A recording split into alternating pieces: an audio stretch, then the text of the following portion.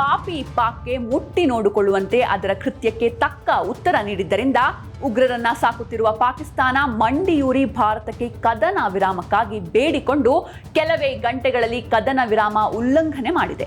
ಪಾಕ್ ಸೇನೆಯ ಈ ಹುಚ್ಚು ಕಿತಾಪತಿ ವಿಚಾರದಲ್ಲಿ ಹಲವು ಅನುಮಾನಗಳು ಕೂಡ ಮೂಡಿದೆ.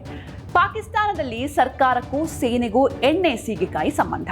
ಪಾಕ್ ಸರ್ಕಾರ ಭಾರತದ ಜೊತೆ ಕದನ ವಿರಾಮ ಘೋಷಿಸಿದ್ರೆ ಪಾಕ್ ಸೇನೆ ಮಾತ್ರ ಭಾರತದ ಮೇಲೆ ದಾಳಿಗೆ ಯತ್ನಿಸ್ತಾ ಇದೆ. ಇದನ್ನ ಗಮನಿಸಿದ್ರೆ ಪಾಕ್ ಸರ್ಕಾರ ಪಾಕ್ ಸೇನೆ ಮಧ್ಯೆ ತಾಳಮೇಳವೇ ಇಲ್ವಾ ಎಂಬ ಪ್ರಶ್ನೆ ಹುಟ್ಟಿದೆ. ಕದನ ವಿರಾಮ ಘೋಷಣೆ ಬಳಿಕ ಪಾಕಿಸ್ತಾನ 200ಕ್ಕೂ ಹೆಚ್ಚು ಡ್ರೋನ್ಗಳನ್ನು ಹಾರಿಸಿದೆ. ಆದರೆ ಭಾರತೀಯ ಸೇನೆ ಎಲ್ಲ ಡ್ರೋನ್ಗಳನ್ನು ಹೊಡೆದು ಹಾಕಿದೆ. ಜಮ್ಮು ಕಾಶ್ಮೀರದ ಶ್ರೀನಗರ, ಜಮ್ಮು ಹಾಗೂ ಗುಜರಾತ್ನ ಕಚ್, ರಾಜಸ್ಥಾನದ ಹಲವು ಕಡೆ ಡ್ರೋನ್ ದಾಳಿಗೆ ಯತ್ನಿಸಿತ್ತು. ಆ ಮೂಲಕ ಮಧ್ಯಾಹ್ನ ಮಾಡಿಕೊಂಡಿದ್ದ ಕದನ ಉಲ್ಲಂಘನೆ ಮಾಡಿಕೊಂಡಿದೆ. ಪಾಕಿಸ್ತಾನದಲ್ಲಿ ಯಾವುದೇ ಸರ್ಕಾರ ಬರಬೇಕು ಅಂದ್ರೆ ಸೇನೆಯ ಕೃಪಾ ಕಟಾಕ್ಷ ಇರಬೇಕು. ಸದ್ಯ ಇರುವ ಶಹಬಾಜ್ ಶರೀಫ್ ಸರ್ಕಾರವು ಸೇನೆಯ ಕೃಪೆಯಿಂದಲೇ ಅಧಿಕಾರಕ್ಕೆ ಬಂದಿದೆ. ಆದರೆ ಇದೀಗ ಶಹಬಾಜ್ ಶರೀಫ್ ಸರ್ಕಾರ ಸೇನಾ ಮುಖ್ಯಸ್ಥ ಆಸಿಮ್ ಮುನೀರ್ ಮಧ್ಯೆ ತಿಕ್ಕಾಟ ಶುರುವಾಗಿದೆ. ಪಾಕಿಸ್ತಾನ ಅಮೆರಿಕಕ್ಕೆ ಅವಮಾನ ಮಾಡಿದೆ.